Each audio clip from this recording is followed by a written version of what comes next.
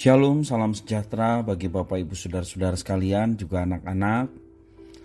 Berjumpa kembali bersama saya Pendeta Eka di dalam renungan firman Tuhan pada hari ini, Senin 28 Februari 2022. Sukacita dan damai sejahtera dari Tuhan kita Yesus Kristus kiranya menyertai kehidupan kita sekalian. Puji nama Tuhan. Pembacaan firman Tuhan pada hari ini sampai pada Mazmur yang ke-50. Kiranya firman Tuhan yang kita baca memberkati kita sekalian.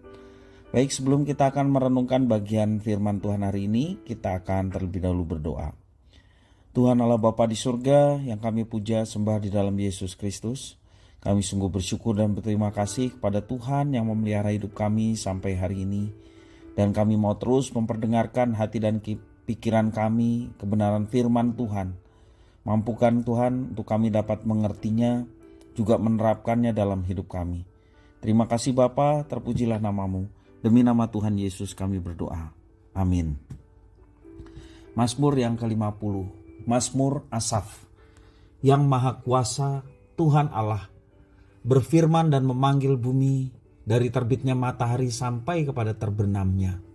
Dari Sion, puncak keindahan, Allah tampil bersinar. Allah kita datang dan tidak akan berdiam diri di hadapannya.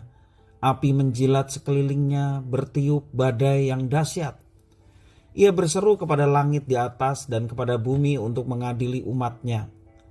Bawalah kemari orang-orang yang kukasihi, yang mengikat perjanjian dengan aku berdasarkan korban sembelihan. Langit memberitakan keadilannya, sebab Allah sendirilah hakim. Dengarlah, hai umatku, aku hendak berfirman, hai Israel. Aku hendak bersaksi terhadap kamu. Akulah Allah, Allahmu. Bukan karena korban sembelihanmu aku menghukum engkau. Bukankah korban bakaranmu tetap ada di hadapanku? Tidak usah aku mengambil lembu dari rumahmu atau kambing jantan dari kandangmu. Sebab punyakulah segala binatang hutan dan beribu-ribu hewan di gunung.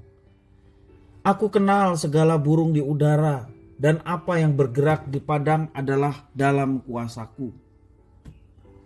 Jika aku lapar, tidak usah ku katakan kepadamu, sebab punyakulah dunia dan segala isinya. Daging lembu jantankah aku makan, atau darah kambing jantankah aku minum? Persembahkanlah syukur sebagai korban kepada Allah dan bayarlah nazarmu kepada Yang Maha Tinggi. Berserulah kepadaku pada waktu kesesakan, aku akan meluputkan engkau dan engkau akan memuliakan aku. Tetapi kepada orang fasik Allah berfirman, apakah urusanmu menyelidiki ketetapanku dan menyebut-nyebut perjanjianku dengan mulutmu? Padahal engkaulah yang membenci teguran dan mengasampingkan firmanku. Jika engkau melihat pencuri, maka engkau berkawan dengan dia dan bergaul dengan orang berzina. Mulutmu kau biarkan mengucapkan yang jahat dan pada lidahmu melekat tipu daya. Engkau duduk dan mengata-ngatai saudaramu, memfitnah anak ibumu. Itulah yang kau lakukan, tetapi aku berdiam diri. Engkau menyangka bahwa aku ini sederajat dengan engkau. Aku akan menghukum engkau dan membawa perkara ini ke hadapanmu. Perhatikanlah ini, hai kamu yang melupakan Allah, supaya jangan aku menerkam dan tidak ada yang melepaskan. Siapa yang mempersembahkan syukur sebagai korban, ia memuliakan aku. Siapa yang jujur jalannya, keselamatannya dari Allah akan kuperlihatkan kepadanya. Bapak Ibu Saudara-saudara yang dikasihi oleh Tuhan, seringkali kita merasa cukup baik kalau sudah rajin beribadah kepada Tuhan. Seolah urusan kita dengan Tuhan hanya sebatas ritual belaka. Kemudian kita beranggapan bahwa kehidupan sehari-hari adalah urusan kita semata, Tuhan tidak boleh ikut campur. Maka tidak heran bila di Indonesia tempat ibadah penuh sesak, namun ketidakadilan tetap marak. Kita hampir tidak melihat hubungan positif antara ketekunan menjalankan aktivitas agama dan perubahan perilaku sehari-hari. Tidak ada kaitan positif antara religiusitas dan spiritualitas. Maka baiklah bila kita mendengar refleksi dari pemazmur yang kali ini kita baca bersama-sama. Ia menggambarkan Allah sebagai sang pencipta yang memanggil umatnya untuk mendengarkan titahnya.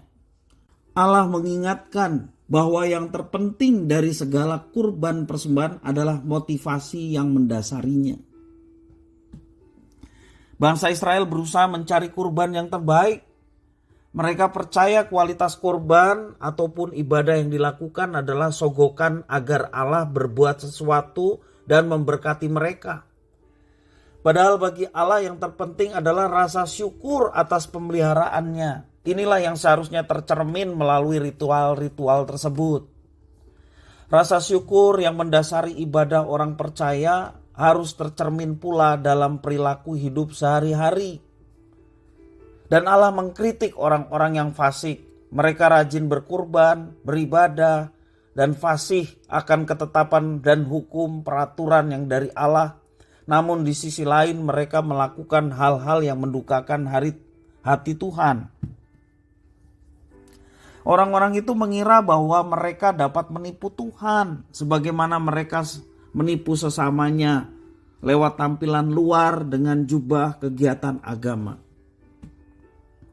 Pada akhirnya kebaikan-kebaikan Allah seharusnya menuntun kita untuk mewartakan kebaikannya dalam hidup sehari-hari. Artinya ibadah tidak berakhir di hari Minggu. Hari Minggu memang diperintahkan untuk kita berbakti kepada Tuhan, memuji, menyembah Tuhan.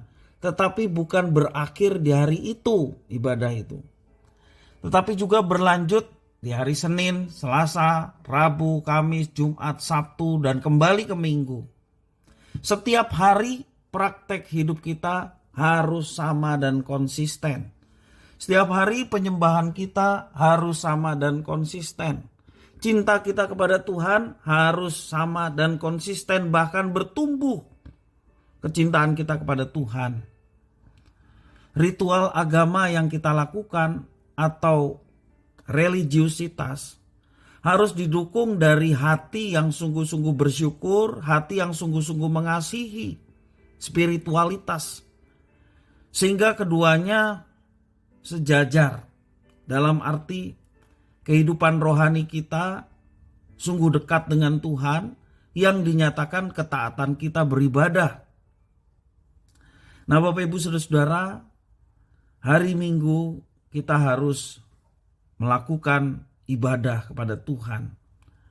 Hari Senin, Selasa, Rabu, Kamis, Jumat, demikian juga kita beribadah kepada Tuhan.